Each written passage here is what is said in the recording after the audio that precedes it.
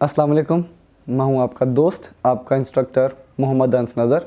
हमने ये देखा था कि एक कम्प्लेक्स नंबर को रिप्रेजेंट करने के लिए हमें उसके रियल पार्ट और इमेजिनरी पार्ट का सहारा लेना पड़ता है। बट एक कम्प्लेक्स नंबर को ग्राफिकली शो सिर्फ इसी वे से नहीं किया जा सकता। दूसरा way polar form of a complex number कहलाता है। आज हम इस फॉर्म को डिस्कस करने जा रहे हैं। साथ इस वीडियो में हम सीखेंगे कि डी मोइवर्स थ्योरम क्या होता है। तो सपोज मेरे पास एक कम्प्लेक्स नंबर है z which is in the ordered pure form A B, और यहाँ पे पॉइंट a है जो इस कम्प्लेक्स नंबर को रिप्रेजेंट कर रहा है। अब मुझे ये पता है कि अगर ये इस कम्प्लेक्स नंबर को रिप्रेजेंट कर रहा है तो a हमारे पास रियल पार्ट है जो अलोंग रियल एक्सिस होगा या एक्स एक्सिस होगा, और b हमारे पास इमेजिनरी पार्ट है जो अलोंग इमेजिनरी एक्सिस होगा या वाई एक्सिस होगा। So these are what I am saying. और मुझे ये पता है कि अगर मैं ओरिजिन से लेके ए तक का डिस्टेंस फाइंड करूं तो वो ये आता है ए प्लस बी आयोटा का मॉडुलस। इससे हम इसे रिप्रेजेंट करते हैं, या हम इसे ए बी का मॉडुलस भी लिख सकते हैं।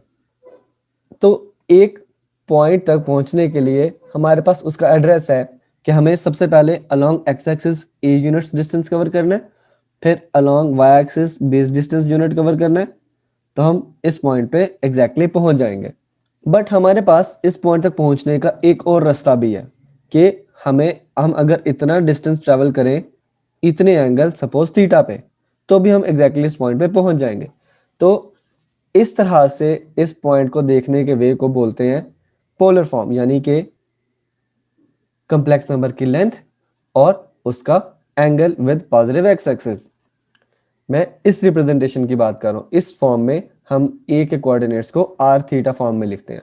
अब मुझे ये पता है कि एक ही पॉइंट को हम दो वे से रिप्रेजेंट कर सकते हैं, आर थीटा के फॉर्म में भी और ए बी की फॉर्म में भी। तो डेफिनेटली आर थीटा और ए बी में कोई ना कोई रिलेशन होना चाहिए। मुझे ये पता है ये डिस्टेंस ए है, ये डिस्टेंस बी है। This is a right angle triangle of course.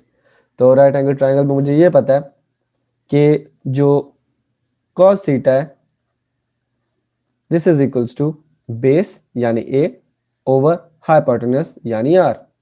तो यहां से मैं ए की वैल्यू निकाल सकता हूं कि a is equals to r cos theta.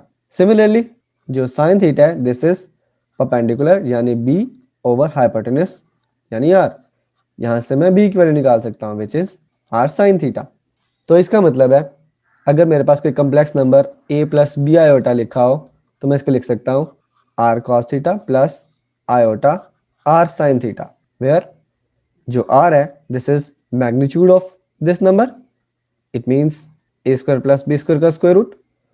और अगर मुझे थीटा की वैल्यू निकालनी है तो मैं क्या कर सकता हूँ, इन दो इक्वेशंस को आपस में डिवाइड कर देता हूँ, यानी कि आर साइन थीटा को डिवाइड कर देता हूँ आर कॉस थीटा पे which is b over a. R r से कैंसिल हो जाएगा, it will be tangent theta is equals to b over a, और थीटा की वैल्यू क्या मिलेगी मुझे, tangent inverse b over a. तो मैं यहाँ पे थीटा की वैल्यू लिख सकता हूँ this is tangent inverse b over a. इस फॉर्म में कंप्लेक्स नंबर को रिप्रेजेंट करने को बोलते हैं this is a polar form of the complex number. हमें क्वेश्चन ये दिया हुआ है एग्जांपल 4 में कि express the complex number 1 plus iota square root 3 in polar form. तो मुझे इसके लिए आर की वैल्यू चाहिए और थीटा की वैल्यू चाहिए।